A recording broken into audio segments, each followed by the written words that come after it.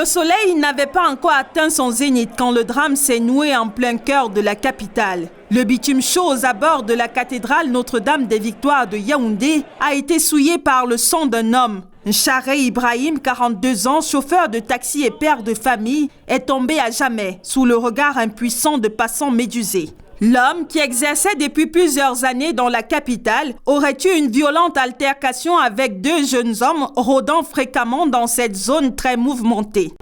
J'ai regardé le taximan qui a arrêté, c'est un Angaboko comme je peux le dire. Il a arrêté qui lui avait vendu une fausse bombe de carburant.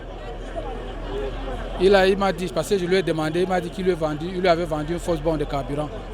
Il m'a même demandé de fermer sa voiture. C'est moi qui ai bloqué sa voiture. Il a traîné le petit jusqu'au derrière. Le temps de finir même de leur dire, je vois comment le gars tombe seulement 50. Et les deux ont fui, ont pris la fuite. Nous, on était en train de voir si ce n'est pas une épilepsie. Le bandit l'asperge un mouchoir, c'est là où il tombe et décède. Tous les jours, ça se passe tous les jours. Ici à la cadre, on arrache, on poignarde même en pleine journée. Face à ce corps inerte, le choc est visible. Larmes, cris et stupeur ont envahi l'espace. Deux femmes voilées se précipitent sur les lieux. Ce sont les épouses d'Ibrahim Charé. Elles hurlent leur douleur.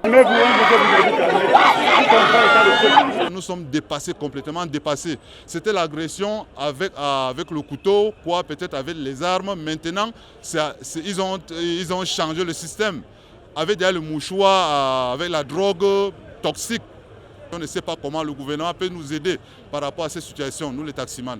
La scène a rapidement attiré une foule dense en état de sidération, rendant la circulation presque impossible dans cette artère stratégique de la ville. Les forces de l'ordre alertées sont intervenues pour sécuriser les lieux. L'un des deux agresseurs présumés aurait été interpellé. Une enquête est en cours.